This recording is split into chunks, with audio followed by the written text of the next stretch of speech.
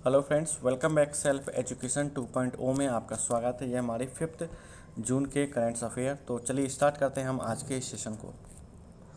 किस भारतीय अमेरिका छात्र ने हाल ही में 2022 स्क्रिप्स नेशनल स्प्लिंग बी ये में पहली बार स्पिल ऑफ मुकाबले में खिताब जीता है? तो किसने जीता है? वो भी अमेरिकन छात्र ने, वो भारतीय मूल का है। आपके ऑप्शन है हैरिनी लोगन, सान प्रीतमानी, राहुल सचदेवा या डी रोशन मल्होत्रा। यानी स्क्रिप्स नेशनल स्प्लिंग बी जो मुकाबला है किसने जीता? तो इसका जो राइट आंसर वो हमारा ऑप्शन ए हैरिनी लोगन ने यह पुरस्कार जीता है। जैसे कि बताएंगे, भारतीय अमेरिकी छात्र हैरिनी लोगन ने स्क्रिप्स नेशनल स्प्लिंग बी प्रतियोगिता 2022 के दौरान 90 सेकंड के स्पेल ऑफ 22 शब्दों के सही स्पेलिंग बताई तथा प्रतिष्ठित ट्रॉफी अपने नाम की। हैरिनी लोगन को एक बार स्क्रिप्स नेशनल स्पेलिंग बी से हटा दिया गया, लेकिन फिर उन्होंने वापस लाया गया। स्क्रिप्स नेशनल स्पेलिंग बी एक ऐसी प्रतियोगिता है जिसमें प्राइमरी एवं सेकेंडरी विद्यालय के छात्रों कुछ सेकंड्स के अंदर ही स्पेलिंग बतानी पड़ती है। तो ये कौन है? ये भारतीय मूल के अमेरिकन छात्र हैं, स्टूडेंट्स हैं। ओके, अगला क्वेश्चन है हमारा, विश्व साइकिल दिवस यानी कि वर्ल्ड साइकिल डे है, कब मनाते हैं? तो कब मनाया जाता है वर्ल्ड साइकिल डे? कब मनाया जाता है? आपके ऑप्शन है ए 10 जनवरी, बी 12 मार्च, सी 3 जून और डी 18 अगस्त। जैसे कि इसका आंसर अभी आप देख चुके हैं, तो इसका जो राइट आंसर वो हमारा ऑप्शन सी है। जी हाँ, 3 जून को हम विश्व साइकिल दिवस मनाते हैं। जानेंगे इसको। विश्व साइकिल दिवस वर्ल्ड जो हर साल 3 जून को मनाया जाता है और इस दिन साइकिल चलाने एवं इसके लाभों के बारे में लोगों को जागरूक करने का काम किया जाता है। बता दें कि कई शोध में पाया गया है कि यदि रोजाना आधा घंटा साइकिल चलाया जाए तो वह दिल की बीमारी, मोटापे, मधुमेह, मानसिक बीमारी से बच सकेंगे। जैसे कि एक तरह से फिटनेस प्रोग्राम को इन्होंने इम्प्लीमेंट किया। साइकिल पर्यावरण के लिए बहुत अच्छा साधन है। विश्व साइकिल दिवस को मनाने की शुरुआत जो है 2018 से हुई है। ओके, अगला क्वेश्चन हमारा, संयुक्त राष्ट्र ने हाल ही में किस देश का नाम बदलने के अनुरोध को स्वीकार कर लिया है? यानी कौन सा देश है जो अपना नाम चेंज करना चाहता है और उसके अनुरोध को स्वीकार भी कर लिया? किसने? यूएन ने। आपके ऑप्शन है ईरान, रूस, पाकिस्तान या टर्की। तो इसका जो राइट आंसर है वो हमारा ऑप्शन डी। जी हाँ, टर्की के जो प्राइम मिनिस्टर हैं एर्डोगन, उन्होंने अपने देश का नाम बदलने के लिए अनुरोध किया था, जिसे संयुक्त राष्ट्र ने अब तुर्की का नया नाम क्या हुआ? तुर्की कर दिया गया है। तुर्की के राष्ट्रपति रेचप तैयप एर्डोगन ने फरवरी में कहा था कि तुर्की का नाम उसका सही इमेज सामने लाने हेतु बदला गया है। उन्होंने कहा कि तुर्की नाम से देश इतिहास से जुड़ा दिखता है। सरकार विश्व में तुर्की को ब्रांड नेम बनाना चाहती है। इसका मुख्य कारण यह भी है कि टर्की या तुर्की शब्द वहाँ की भाषा के मुताबिक नेगेटिव माना जाता है। कैसा? एक तरह से नेगेटिव वर्ड माना जाता है टर्की की लैंग्वेज के अकॉर्डिंग। अगला क्वेश्चन है हमारा, हाल ही में किसी नागरिक उड्डयन सुरक्षा ब्यूरो के महानिदेशक के रूप में नियुक्त किया गया है?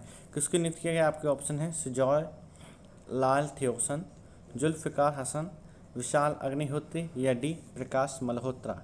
नागरिक उड्डयन सुरक्षा ब्यूरो के महानिदेशक के रूप में जिसको नियुक्त किया गया है वह हमारा जुल्फ़िकार हसन। जी हाँ, जैसे कि हम जानेंगे इनको वरिष्ठ आईपीएस अधिकारी हैं जुल्फ़िकार हसन को नागरिक उड्डयन सुरक्षा ब्यूरो का महानिदेशक इनको बनाया गया है। आधिकारिक आदेश में यह कहा गया है कि जुल्फ़िकार हसन को 31 अक्टूबर 2024 को उनकी सेवानिवृत्ति तक के कार्यकाल के लिए नियुक्त किया गया है। पश्चिम बंगाल कैडर 1988 बैच के आईपीएस अधिकारी हैं। जुल्फ़िकार हसन दिल्ली में केंद्रीय रिजर्व बल पुलिस बल के विशेष महानिदेशक के रूप में भी इन्होंने कार्य किया है। ओके, तो जो हमारे नागरिक उड्डयन सुरक्षा ब्यूरो के जो महानिदेशक हैं वो जुल्फ़िकार हसन को बनाया गया है। अगला क्वेश्चन हमारा, सशस्त्र सीमा बल का नया महानिदेशक निम्न में से किसे नियुक्त किया है? किसको नियुक्त किया? आपके ऑप्शन सुजॉय लाल थियोसन, कुलदीप सिंह, गुरबीर पाल सिंह या एपी माहेश्वरी।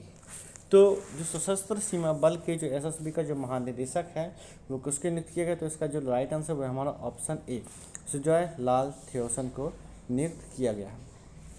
सुजॉय लाल थियोसन को सशस्त्र सीमा बल का नया महानिदेशक बनाया गया है। इससे पहले आईटीबीपी के महानिदेशक संजय अरोड़ा थे, जिन्होंने एसएसबी का कार्यभार देख रहे थे। मध्य प्रदेश कैडर के आईपीएस अधिकारी थियोसन भी सीमा सुरक्षा बल में इसी पद पर तैनात हैं। कौन है? सुजॉय लाल थियोसन को एसएसबी का नया महानिदेशक इनको बनाया गया है। अगला क्वेश्चन हमारा, भारत और किस देश के बीच तीसरी पैसेंजर ट्रेन मिताली एक्सप्रेस को हरी झंडी दिखाई गई है? भारत और कौन से देश के बीच चलेगी? तो आपके ऑप्शन है ए नेपाल, बी पाकिस्तान, सी बांग्लादेश या डी भूटान। तो इंडिया और कौन से देश के साथ? तो इसका राइट आंसर है सी, भारत और बांग्लादेश के साथ ये जो ट्रेन है वो चलाई जाएगी। मोदी सरकार ने भारत और बांग्लादेश के बीच में मिताली एक्सप्रेस ट्रेन शुरू की है। उत्तर और बांग्लादेश के बीच चलने वाली यह तीसरी ट्रेन है। यह ट्रेन न्यू जलपाईगुड़ू और ढाका के बीच चलेगी। यह ट्रेन हाल ही में शुरू किए गए हल्दीबाड़ी और चिलाहाटी रेल लिंक से होकर गुजर रही है। रेल मंत्री अश्विनी वैष्णव और बांग्लादेश के रेल मंत्री मोहम्मद नूरुल सुजान ने इस ट्रेन को हरी झंडी दिखाकर रवाना किया है। बता दें, भारत और बांग्लादेश के बीच दो ट्रेनें पहले से ही चल रही हैं। पहली है जिसमें मैत्री एक्सप्रेस है जो कोलकाता और ढाका के बीच चलती है। दूसरी ट्रेन है बंधन एक्सप्रेस जो कोलकाता और खुलना के बीच चल रही है। तो अब तीसरी ट्रेन कौन सी? मिताली एक्सप्रेस। यानी तीन ट्रेन हो गई, मैत्री, बंधन और मिताली एक्सप्रेस। ये इंडिया और बांग्लादेश के बीच में चल रही हैं। अगला क्वेश्चन है हमारा, बांग्लादेश के किस ऑलराउंडर को तीसरी बार टेस्ट टीम का कप्तान नियुक्त किया गया है? किसको नियुक्त किया गया? आपके ऑप्शन है ए लिटन दास, बी साकिब अल हसन, सी मेहदी हसन या डी सौम्या सरकार। तो इसका जो राइट आंसर है हमारा ऑप्शन बी, यानी कि साकिब अल हसन। ये जानेंगे संक्षेप में। बांग्लादेश ने अपनी स्टार ऑलराउंडर साकिब अल हसन को तीसरी बार टेस्ट कप्तान बनाया है। मोनिमुल हक ने पिछले सप्ताह टीम के खराब प्रदर्शन के बीच कप्तानी से इस्तीफा दिया था। बांग्लादेश क्रिकेट बोर्ड ने लिटन दास को नया उप कप्तान नियुक्त किया है। बांग्लादेश की टीम इस महीने वेस्टइंडीज़ के खिलाफ 2 मैच की टेस्ट सीरीज खेलेगी और सबसे पहले साकिब अल हसन 2009 में मुशर्रफ मुर्तज़ा के चोटिल होने के बाद टीम के कप्तान बने थे।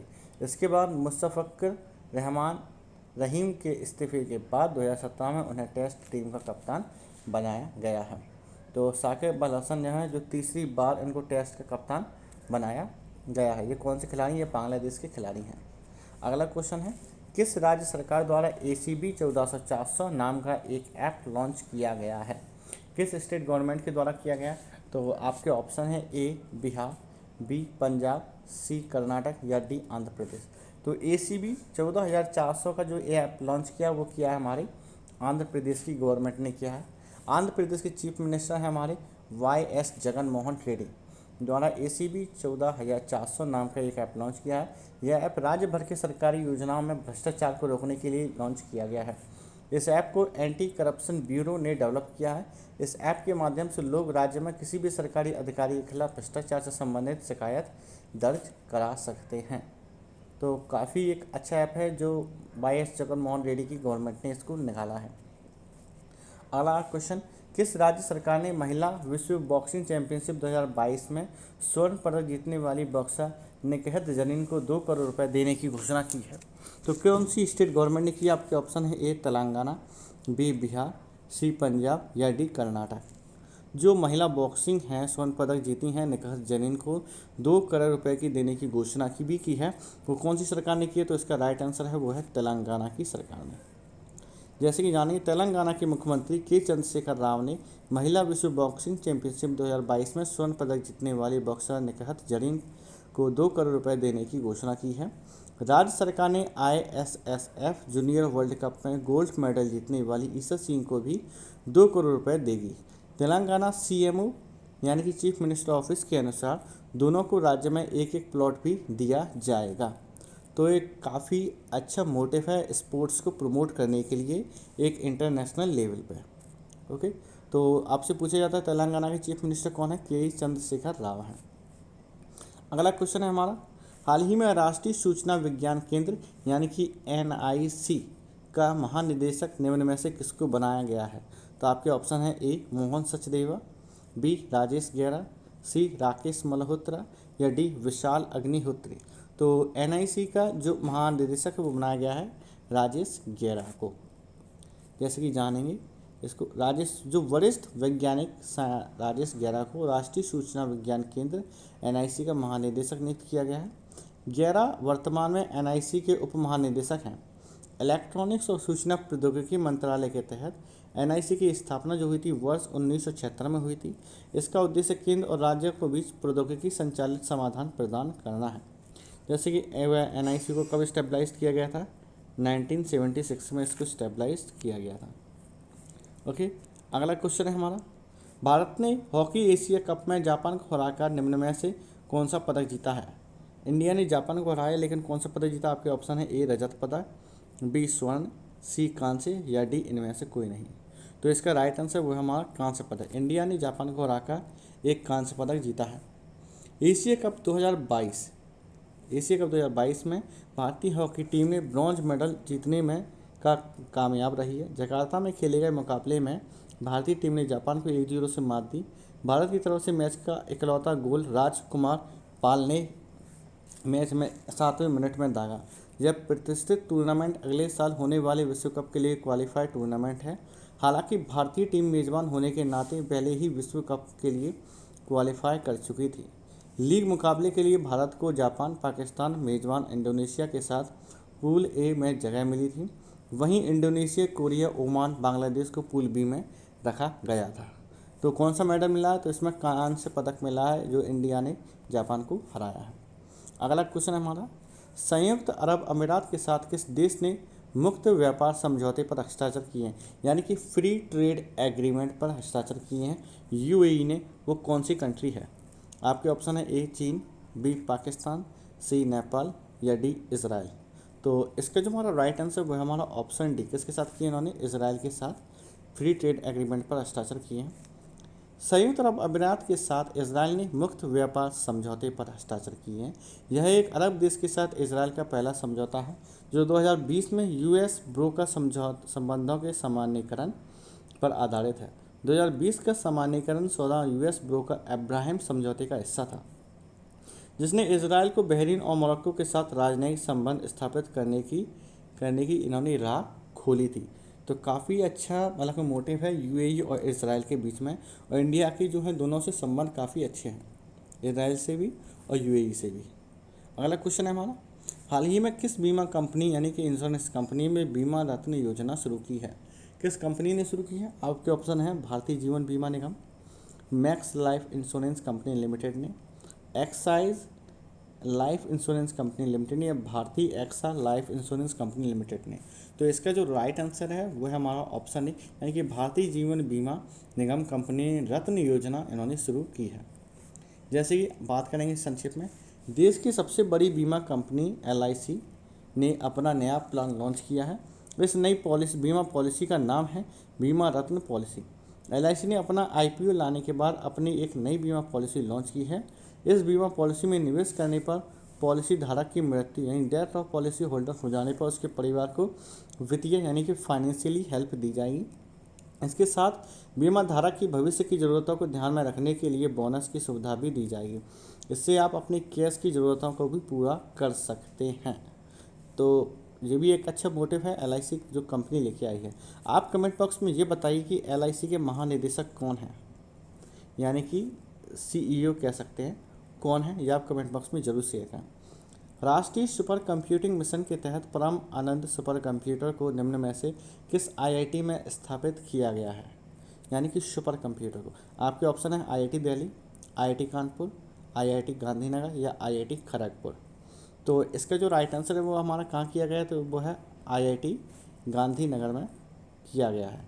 तो जैसे कि जानेंगे, जो केंद्र सरकार ने देश में विकसित 838 टेराफ्लॉप्स की क्षमता से गणना करने में सक्षम परम आनंद सुपर कंप्यूटर आईआईटी भारतीय प्रौद्योगिकी संस्थान गांधीनगर में लगाया गया है। उच्च क्षमता का यह सुपर कंप्यूटर 838 लाख करोड़ गणना प्रति सेकंड में कर सकता है। सरकार ने इससे पहले 12 सुपर कंप्यूटर विभिन्न शैक्षणिक संस्थानों में लगाया है। परम आनंद सुपर कंप्यूटिंग सुविधा संस्थान में विज्ञान और तथा प्रौद्योगिकी के विभिन्न क्षेत्रों में अनुसंधान एवं विकास गतिविधियों को आगे बढ़ाने हेतु आईआईटी गांधीनगर के लिए काफ़ी फायदेमंद होगा। तो यानी उसकी जो एक तरह से बहुत सुपर कंप्यूटर्स है जिसकी गणना सेकंडों में की जाती है। अगला क्वेश्चन, हाल ही में राजनाथ सिंह द्वारा निम्न में से किस राज्य में 2 नए रक्षा संपदा सर्कल को मंजूरी दी गई है? तो कौन सी स्टेट के लिए दी गई है? आपके ऑप्शन है ए आसाम, बी केरल, सी तमिलनाडु या डी उत्तराखंड। तो दो नए जो रक्षा संपदा सर्कल को मंजूरी दी है वो कौन से स्टेट के लिए दी गई है, तो इसका राइट आंसर है वो हमारा ऑप्शन डी यानी कि उत्तराखंड के लिए। सेंट्रल डिफेंस मिनिस्टर यानी कि केंद्रीय रक्षा मंत्री ने विशेष रूप से उत्तराखंड के लिए एक रक्षा संपदा सर्कल बनाने के प्रस्ताव को मंजूरी दे दी है।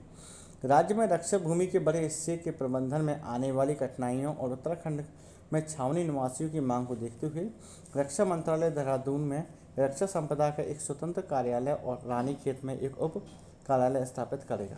उत्तराखंड के लिए नए रक्षा संपदा सर्कल की स्थापना जीवन में सुगमता और व्यापार करने में आसानी के उद्देश्य को ध्यान में रखते हुए सरकार को लोगों के बीच लाने की दिशा में एक ये बड़ा कदम लाया गया है। ओके, अगला क्वेश्चन है हमारा, मंत्रिमंडल की आर्थिक मामलों की समिति CCEA ने हिंदुस्तान जिंक लिमिटेड में सरकार की शेष कितने प्रतिशत हिस्सेदारी को बेचने की मंजूरी दे दी है। तो कितने प्रतिशत जो हिस्सेदारी है उसको भी बेचने की इन्होंने मंजूरी दे दी है। आपके ऑप्शन है 29.58%, 19.58%, 39.58% या 49.58%। तो इन्होंने CCEA यानी कि आर्थिक मामलों की समिति और zinc limited, Hindustan zinc limited के जो सरकार की जो शेष जो हिस्सेदारी थी कितने प्रतिशत उसको ही बेचने की इन्होंने मंजूरी दी है। तो इसका जो हमारा राइट आंसर है वो हमारा कितना, तो 29.58% की इन्होंने मंजूरी दे दी है। मंत्रिमंडल की मामलों की समिति ने हिंदुस्तान जिंक लिमिटेड में सरकार की जो शेष रह गई थी 29.58% की हिस्सेदारी को बेचने की मंजूरी दे दी है। इस बिक्री ने सरकार को 38,000 करोड़ रुपए मिल सकते हैं। इस कदम से सरकार को चालू वित्त वर्ष में अपने विनिवेश लक्ष्य को हासिल करने में मदद मिलेगी। सरकार ने चालू वित्त वर्ष में सरकारी कंपनियों में विनिवेश और रणनीतिक बिक्री के जरिए 65,000 करोड़ रुपये जुटाने का लक्ष्य रखा है। ओके, तो फ्रेंड्स आपको ये सेशन कैसा लगा अपनी राय कमेंट बॉक्स में ज़रूर बताएं। यदि आप चैनल पर नए हैं तो चैनल को सब्सक्राइब करें, वीडियो पसंद आए तो लाइक करें और अपने फ्रेंड्स के साथ शेयर करें और कमेंट बॉक्स में आपके जो भी डाउट्स हो या सुझाव हो आप कमेंट बॉक्स में जरूर शेयर करें। एंड फ्रेंड्स, जय हिंद।